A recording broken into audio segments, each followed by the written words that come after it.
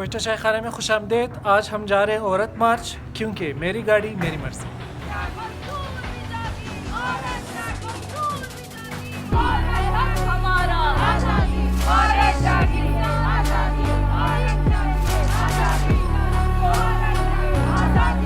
تو ابھی اس وقت ہم موجود ہیں کوئٹہ پریس کلب میں, جہاں پہ ابھی مارچ ہوئی تھی. ہم ابھی مارچ سے ہو کے آئے اور ابھی پریس کلب میں جائیں گے, جہاں پہ کانفرنس ہو رہی ہے انٹرنیشنل وومن ڈے کے حوالے سے.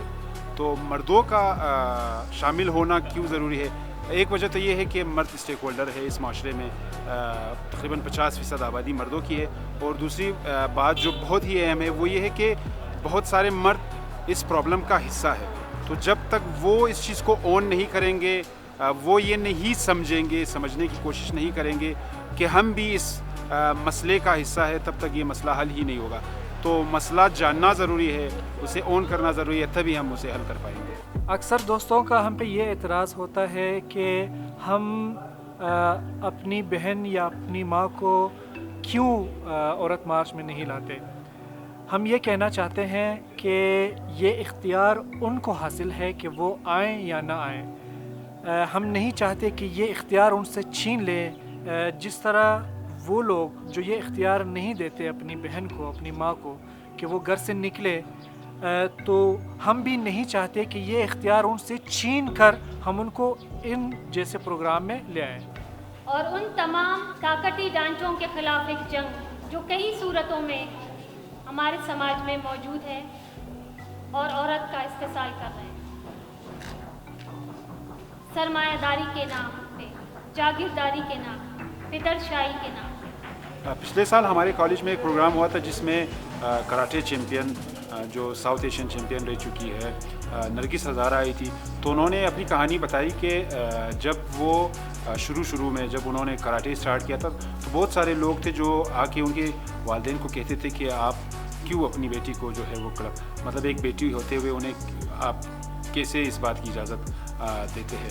تو پھر انہوں نے کہا کہ جب انہوں نے جیتنا شروع کیا اور میڈلز لانا شروع کیا تو وہی لوگ جو پہلے اعتراض کرتے تھے وہی لوگ جو ہے اپنی بیٹیوں کو جو ہے نرگس کے پاس بھیجنے لگے اور ان کی تعریف کرنے لگے, ان کے گھر آنے لگے پھولوں کے ساتھ.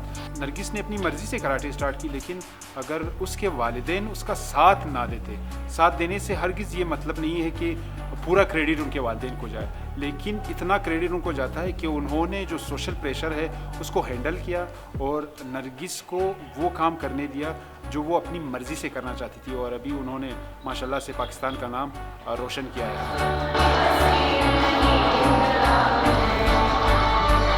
جب خواتین کہتے ہیں کہ عورت مارچ خواتین کے حقوق کے لیے, تو اکثر لوگ یہ کہتے ہیں کہ ہمارے آئین نے تو خواتین کو تمام حقوق دے دیے ہیں. میں ان کی بات سے کچھ حد تک اتفاق کرتا ہوں, لیکن وہ جو حقوق آئین نے دیے ہیں کیا ہمارے معاشرے نے وہ حقوق قبول کیے ہیں؟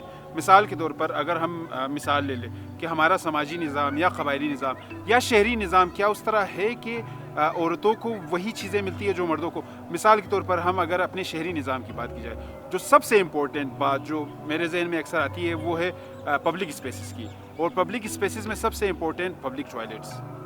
تو کیا ہمارا شہری نظام ایسا ہے کہ خواتین کے لیے مثال نیچرز کال ہے تو وہ ایک انسانی ضرورت ہے, تو مردوں کے لیے تو اکثر ایسی جگہ موجود ہے, لیکن خواتین کے لیے کیا ایسی جگہ موجود ہے؟ خلیل الرحمان قمر صاحب کا کہنا یہ ہے کہ خواتین کے لیے سب سے زیادہ قربانی مرد حضرات دیتے ہیں, اور وہ اپنی بات کو وضاحت کرتے ہوئے مثال لیتے ہیں کہ جب میری بیٹی یا میری بہن کو کالج جانے کی ضرورت پڑتی ہے تو میں اسے ڈراپ کرتا ہوں یا مرد حضرات میں سے کوئی ڈراپ کرتے ہیں.